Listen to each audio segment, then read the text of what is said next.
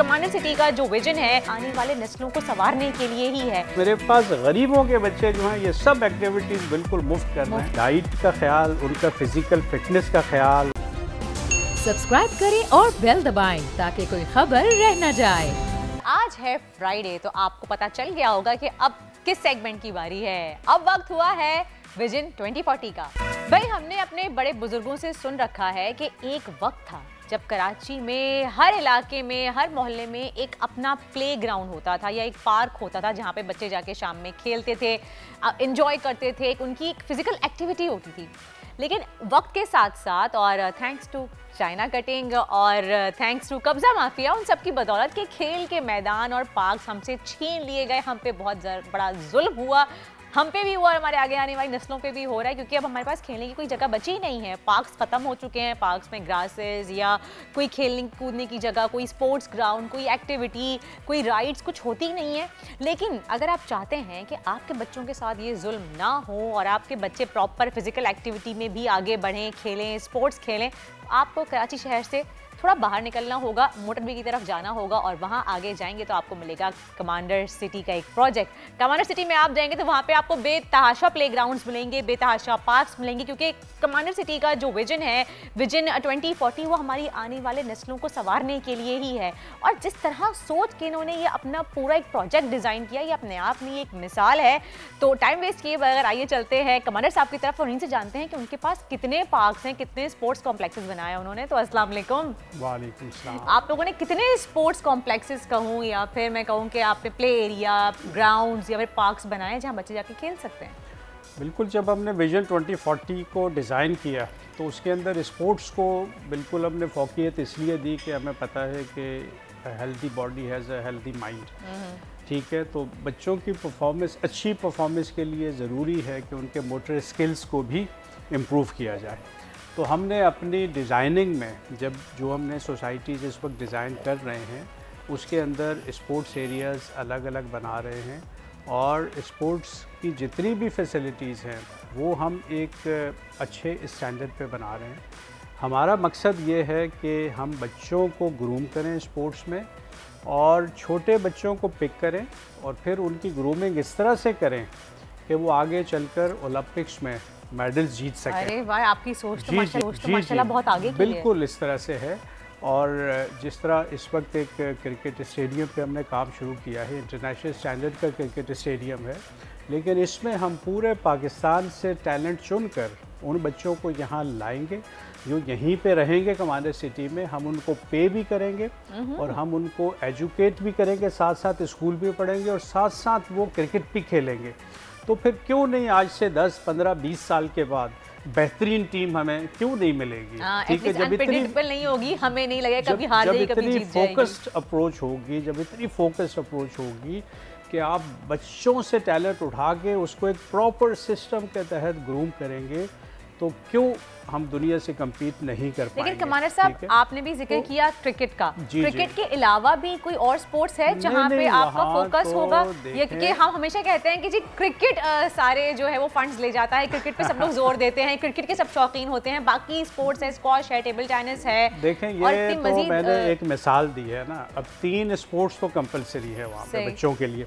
एक horse riding, एक तीरंदाजी और स्विमिंग, तीरंदाजी और हॉर्स राइडिंग। उसकी वजह यह है कि हॉर्स राइडिंग आपके अंदर करेज पैदा करती है, ठीक है, तीरंदाजी फोकस इम्प्रूव करती है और स्विमिंग बेस्ट फिजिकल एक्सरसाइज है।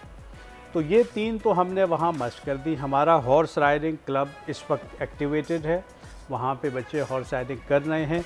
हमारा स्विमिंग पूल इस वक्त एक्टिवेटेड है, वो भी हमने इंटरनेशनल स्टैंडर्ड्स का स्पोर्ट्स स्विमिंग पूल बनाया है। अच्छा। जहाँ हम बच्चों को पिक करके उनको ग्रूम करेंगे और वो ओलंपिक्स में फिर पार्टिसिपेट करेंगे। अच्छा, यहाँ पे कोई भी आके खेल सकता है? चंद मखसूस कोई फीस देनी होती है आपको? या देखें, जो हमारे बच्चे हैं, जो हमारे स्कूल के बच्चे हैं कमांडर सिटी के, उनके लिए तो फ्री है सब कुछ। लेकिन उसके अलावा अगर कोई आना चाहे तो नॉमिनल सी फ़ी है, वो आके सारी फैसिलिटीज़ एंजॉय कर सकते हैं। वहाँ पे इस वक्त टूर्नामेंट्स भी होते हैं, बाहर से टीम्स भी आती हैं, ठीक है। तो ये सारी फैसिलिटीज़ सिर्फ कमांडर सिटी के लिए नहीं हैं, ये सभी लोग इन फैसिलिटीज़ को एंजॉय करते हैं। हमें पता है कराची में स्पोर्ट्स स्विमिंग पूल नहीं है, इससे पहले सिर्फ 2 थे, हमने इस वक्त बनाया है। वहाँ पे नेशनल लेवल के भी इवेंट्स ऑर्गेनाइज कर सकते हैं, ठीक है। और मैं मतलब इस टीवी चैनल के थ्रू मतलब सिंध गवर्नमेंट से भी ये रिक्वेस्ट करूँगा कि वो आए और बड़े लेवल के, नेशनल लेवल के या प्रोविंशियल लेवल के इवेंट्स यहाँ पे करें कमांडर सिटी में। जाहिर है जब इतना पैसा लगा के हमने इतनी बड़ी फैसिलिटीज़ बनाई है तो फिर पूरी कौम को उससे मुस्तफीद होना चाहिए। आप जब बता रहे हैं कि नेशनल लेवल की प्रैक्टिस वहाँ पे हो रही है और इतना नेशनल लेवल के गेम्स वहाँ पे हो सकते हैं, तो हो सकती हैं, हमें अंदाजा है कि कितना फैसिलिटेट आपने किया होगा उन जगहों। फिर दूसरा फोकस आपका, ठीक है। इस वक्त हमारा जो पूरा सिस्टम है एडहॉक पे चल रहा है। हॉकी टीम हमारी तबाह हो गई, क्रिकेट टीम सियासत की नजर हो गई। हॉकी तो कहीं से लगता नहीं है कि हमारा नेशनल स्पोर्ट्स है, सीरियसली। जी, तो ये है कि क्योंकि फोकस नहीं है ना। हॉकी ग्राउंड भी है आपके पास? बिल्कुल, हम हॉकी भी बना रहे हैं, फुटबॉल इस वक्त तैयार है, क्रिकेट इस वक्त बन रहा है हमारा, स्विमिंग हमारा एक्टिवेटेड है, रेंज हमारी जो है तीरंदाजी की वो एक्टिवेटेड है, बास्केटबॉल एक्टिवेटेड है, इसी तरह हॉर्स राइडिंग क्लब एक्टिवेटेड है, कैडेट कॉलेज आ रहा है, प्रॉपर कैडेट कॉलेज आ रहा है जिसके अंदर हम शूटिंग रेंज तक बना रहे हैं। शूटिंग शुरू कर रहे हैं बच्चों के लिए ताकि उनके फोकस को इम्प्रूव किया जाए, उनके अंदर करेज पैदा की जाए, क्योंकि ये चीज़ें देखें ये बेसिक पर्सनैलिटी ग्रूमिंग का हिस्सा हैं, ठीक है। अगर आपने मोटर स्किल्स इम्प्रूव नहीं किए और सिर्फ उनको किताबों तक महदूद रखा तो शायद वो बच्चे इतना अच्छा नहीं परफॉर्म कर सकें। जी, ये बहुत लाजमी है, ठीक है। बच्चों को निकलना है घर से एक मखसूस टाइम में और फिजिकल एक्टिविटीज़ में हिस्सा लेना है, जिसके लिए हमने टाइमिंग्स रखे हैं। पढ़ाई का अलग टाइम है, स्पोर्ट्स का अलग टाइम है, शाम का प्रेप पीरियड का अलग टाइम है, ठीक है। मस्जिद कुरान पाक पढ़ने का अलग टाइम है और जल्दी सोना है, सुबह जल्दी उठना है। मतलब ये पूरा हमारे निज़ाम का हिस्सा है। एटलीस्ट माँ की शिकायत बच्चे मोबाइल लैपटॉप को छोड़ते नहीं है, क्योंकि सबसे बड़ी डिबेट है जिससे हम बच्चों को बचा नहीं सकते। उनको इतनी हेल्दी एक्टिविटीज दे दो कि वो उस नेगेटिविटी से हट जाएं, ठीक है। उस नेगेटिविटी से हट जाएं जो मोबाइल में या सोशल मीडिया पे जाके बच्चे मुख्तलिफ चीज़ें सीख रहे हैं गलत किस्म की, तो उनको इतना इंगेज कर दो। हमारा मकसद है कि उनको इतना इंगेज कर दो, उनको इतना पॉजिटिविटी की तरफ ले आओ कि वो उस तरफ जाए ना, ताकि उनकी जो पर्सनैलिटी है वो अच्छी ग्रूम हो सके। तो ये सिस्टम हमने कमांडर सिटी में रखा है और बिल्कुल उस बाउंड्री के अंदर जो भी बच्चा आएगा, जो भी फैमिली आएगी, उनके बच्चों की एक बेहतरीन तरबियत होगी इंशाअल्लाह और बेहतरीन उनको स्पोर्ट्स फैसिलिटीज़ वहाँ पे मिलेगी। लोगों की तो हसरत होती है, लोग तो क्लब्स की मेंबरशिप लेते हैं। एक गरीब आदमी को इतनी फैसिलिटीज़ कहाँ, स्विमिंग पूल कहाँ दस्तयाब है गरीब आदमी को, कहाँ हॉर्स राइडिंग क्लब कहाँ एक गरीब आदमी सोच सकते हैं, तो डिफेंस क्लिफ्टन के लोग तीरंदाजी कहाँ सोच सकते हैं। मेरे पास मजदूर के बच्चे, मेरे पास गरीबों के बच्चे जो हैं, ये सब एक्टिविटीज़ बिल्कुल मुफ्त कर रहे हैं, बिल्कुल मुफ्त कर रहे हैं। साहब, ये तो सारी आपने बात बताई कि जहाँ पे आपने जो सबके लिए स्पोर्ट्स एक्टिविटी एरियाज अलग अलग बनाए हुए, लेकिन हम ब्रेक पे बात कर रहे थे, आप बता रहे थे कि हर सेक्टर का अपना एक अलग प्ले ग्राउंड है जहाँ बच्चे नॉर्मल एक्टिविटीज़ के लिए भी जाके खेल कूद कर सकते हैं, ऐसा भी है आपके पास? जी बिल्कुल। देखें वहाँ पे देखें, ये तो फैला हुआ प्रोजेक्ट है ना, ये तो कई किलोमीटर्स में फैला हुआ है प्रोजेक्ट। जो हमारे, अगर आप एक जगह की बात करें जो कमांडर सिटी कराची है, फिर दूसरे शहरों में भी कमांडर सिटी आना है, इसके भी मुख्तलिफ फेजेज़ हैं। 50-50 एकड़ पे तकरीबन एक फ़ेज़ होता है हमारा, तो मुख्तलिफ कई फेजेज़ हैं। हो सकता है कल को ये सैकड़ों फेजेज़ इसके हों, तो जाहिर है आपको हर फेज़ में फैसिलिटीज़ अपने घर के करीब देनी है, ठीक है, ताकि बच्चों को वहाँ पहुँचने में दिक्कत ना हो। और जहाँ पे थोड़ी सी दूरी है तो फिर आपको शटल सिस्टम अंदर रखना है, शटल सर्विस देनी है, आपको ऐसी ट्रांसपोर्ट देनी है जो हम बच्चों के लिए इस वक्त प्रोवाइड कर रहे हैं कमांडर सिटी में, कि अगर आपका डिस्टेंस ज़्यादा है तो आपको वहाँ से पिक एंड ड्रॉप की फैसिलिटी भी हम कमांडर सिटी में दे रहे हैं। तो ये फैसिलिटीज़ तो जाहिर है जब आप सोसाइटी प्लान करते हैं तो फैसिलिटीज़ हर जगह होती है, लेकिन शहरों में इस वक्त प्रॉब्लम ये है वो चाइना कटिंग जो आपने शुरू में जिक्र किया कि वो कब्ज़ा माफिया उन पर कब्ज़ा करके और वहाँ डिफरेंट प्रोजेक्ट खड़े हो जाते हैं, ठीक है। तो अब गरीब की किसने सुनी है इस मुल्क में? तो अल्टीमेटली वो महरूम हो जाता है उन तमाम सहूलतों से। आप देखें ना, एक वक्त था हमारे बचपन में, हम देखें या हमारे हम अपने ही बचपन की बात के ज़्यादा दूर क्या जाएं कि बच्चे हम लोग सब बाहर गली मोहल्लों में खेलने जा रहे थे। अम्मा डांट डांट के कही थी कि भाई शाम का टाइम हो गया, जाओ थोड़ी सी एक्टिविटी करो, बाहर जाके खेलो। आज उल्टा निज़ाम है कि हम लोग खुद बीइंग अ मदर हम डरते हैं बच्चों को बाहर भेजने से। एक तो सिक्योरिटी का निज़ाम कुछ नहीं है, सेफ्टी नहीं है आपकी, और फिर बाहर का रोडों का जो हाल है, कोई प्लेग्राउंड ही नहीं बचा है, कोई पार्क ही नहीं है जहाँ बच्चे खेल सकें। तो बच्चे मोबाइल लैपटॉप पे नहीं जाएंगे तो क्या करेंगे? अच्छा, दूसरा ये है कि जब आप मतलब वहाँ पे हमने जो जितना भी हमारे पार्क्स हैं या स्पोर्ट्स एरियाज़ हैं उनको हमने बिल्कुल लश ग्रीन रखा है, मैं भी स्क्रीन पे नजर आ रहा है ताकि वो वहाँ पे देखें माहौलियात सही। ये भी ज़रूरी है। आपने अच्छा एक एनवायरनमेंट भी तो देना, एक हेल्दी एनवायरनमेंट, ठीक है, क्लीन एयर है वहाँ पे एक तो शहर से बाहर है, पोल्यूशन कम है, फिर अंदर हमने एक सफाई का बेहतरीन सिस्टम रखा हुआ है, ग्रीनरी बहुत ज़्यादा है, ठीक है, जहाँ बहुत आप अच्छे तरीके से जो है वो स्पोर्ट्स को फ़रोग़ दे सकते हैं, ठीक है। तो इंशाअल्लाह फ्यूचर में जिस तरह से हमने स्पोर्ट्स पे काम किया है, मुझे कभी उम्मीद है कि इंशाअल्लाह 2040 तक हम बड़ी यहाँ पे स्पोर्ट्समैन यहाँ से प्रोड्यूस करेंगे कमाल सिटी से, और इंशाअल्लाह हम दुनिया में जाके कम्पीट करेंगे, और इंशाअल्लाह 2040 में मैक्सिमम मेडल्स हमारे होंगे इंशाअल्लाह, ओलंपिक्स हो या कोई भी इस तरह के मुकाबले हो इंशाअल्लाह, क्योंकि फोकस्ड अप्रोच है, बहुत फोकस्ड अप्रोच है आपकी, क्योंकि जिस तरह की बातें आप कर रहे हैं, जिन स्पोर्ट्स का आपने जिक्र किया, नाम लिए, जिन पे आप काम कर रहे हैं, मुझे मुश्किल ही लग रहा है कराची में उसके कोई क्लब्स होंगे या कोई उसके आप कहीं खेल सकते हैं। खासतौर पर तीरंदाजी की बात करें हम या हॉर्स राइडिंग की बात करें तो, और हॉकी की बात करें तो हमें तो ये क्लब्स वगैरह कहीं मिलते ही नहीं है। और अब तो क्लब्स की मेंबरशिप भी का हाल है, आपका DHA क्लब है वो भी कोई इतना खास दाम सॉलिट्यूड से है नहीं, या फिर एक क्लब था वो भी ख़त्म हो गया, अब तो कोई ऐसे रहा है नहीं।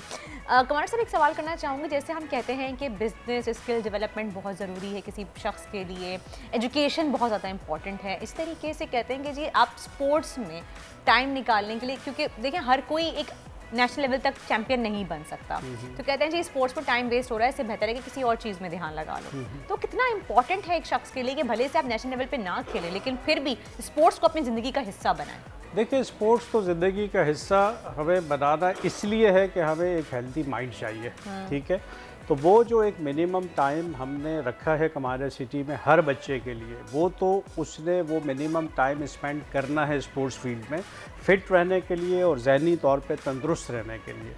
दूसरी साइड पे हम बात करते हैं प्रोफेशन की, कि स्पोर्ट्स एज अ प्रोफेशन, उसमें ज़ाहिर है हम इन्हीं बच्चों में से टैलेंट पिक करेंगे। जिस तरह मैंने पहले मिसाल दी कि क्रिकेट हमारा जो स्टेडियम बन रहा है उसके साथ हम लिविंग अकोमोडेशन भी बना रहे हैं, और वो इस वजह से हम बना रहे हैं कि हमें पूरे पाकिस्तान से टैलेंट पिक करना है और फिर उनको एज अ प्रोफेशन हमने ग्रूम करना है, ठीक है। वहाँ पे वो 1 घंटा, 1.5 घंटा, 2 घंटे नहीं होगा, वहाँ पे हो सकता है उनको पूरा दिन 10-10 घंटे, 8-8 घंटे उस स्पोर्ट पे जो है फोकस करना पड़े, जब भी तो वो दुनिया को कम्पीट करेंगे। असल में मैंने यूरोप में देखा है, मैं यूरोप में गया हूँ, मैंने उनके कुछ स्पोर्ट्स अकेडमीज़ देखी हैं जहाँ छोटे छोटे बच्चे पूरा दिन उनको वो ड्रिल करवा रहे हैं। तो मैंने उनसे पूछा कि बच्चे थकते नहीं हैं, ये पढ़ते? दूसरा वो कहते हैं ये कम्पीट करेंगे दुनिया को, ठीक है, ये ओलंपिक्स में जाएंगे आज से 10 साल के बाद,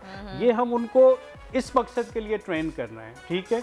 तो पढ़ाई इनकी अपनी जगह पे साथ साथ चलती है, लेकिन ज़्यादा टाइम स्पोर्ट्स को ये इसलिए दे रहे हैं कि इनके अंदर हमने वो टैलेंट देखा है, हमने इनको पिक किया है, उसी को हमने पूरे मुल्क से पिक किया है, अब हमने इनको ग्रूम करना है। उनकी खाने पीने की, डाइट का ख्याल, हर चीज़ का ख्याल आप लोग खुद अपने पास रखेंगे। जब वो उस एकेडमी में रहते हैं तो फिर उनकी डाइट का ख्याल, उनका फिज़िकल फिटनेस का ख्याल, उनके स्पोर्ट्स टाइमिंग्स, उनके देखें पढ़ाई भी ज़रूरी है, तो साथ साथ पढ़ाई भी, लेकिन ज़्यादा फोकस जो एज अ प्रोफेशन स्पोर्ट्स में आ जाते हैं जो बच्चे, उन पे फिर फोकस स्पोर्ट्स में उनका बढ़ जाता है, ठीक है। और वहाँ पे उनकी ग्रूमिंग इस तरह से की जाती है कि वो 5, 10, 15 साल के बाद नेशनल लेवल पे या इंटरनेशनल लेवल पे जाके कम्पीट कर सकें, जब भी मुल्क का नाम रोशन होगा।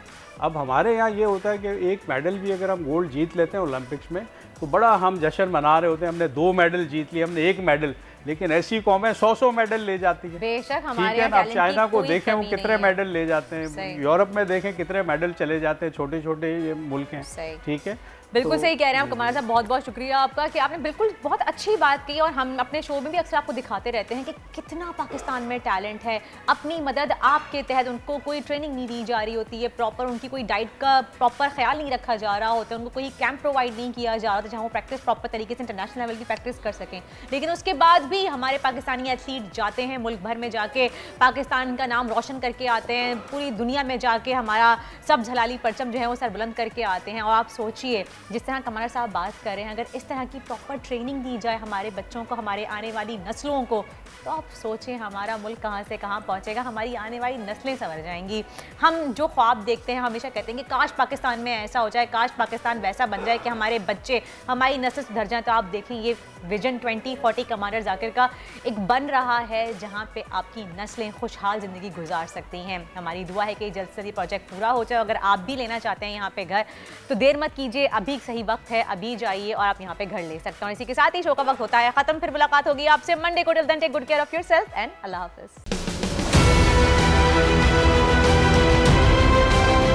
बोल ने हमेशा हक और सदाकत का साथ दिया, सच के साथ खड़ा रहा।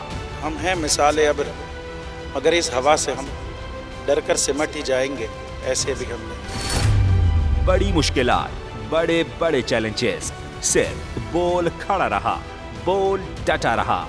है उसकी आदत डरा रहा है, मेरी फितरत डरा नहीं हूँ मैं, और ये ईमान की ताकत की वजह से। सहाफत पर जब भी कड़ा वक्त आया, सिर्फ बोल खड़ा रहा, आवाज उठाता रहा हकीकी सहाफत के लिए। इंशाल्लाह अल्लाह बेहतर करेगा, हक बातिल पे गालिब आके रहे। बोल को है जरूरत अवाम के दुआओं की।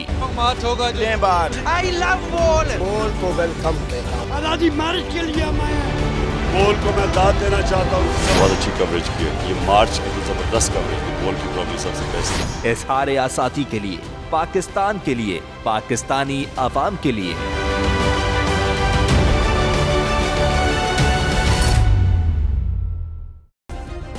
सब्सक्राइब करें और बेल दबाएं ताकि कोई खबर रह न जाए।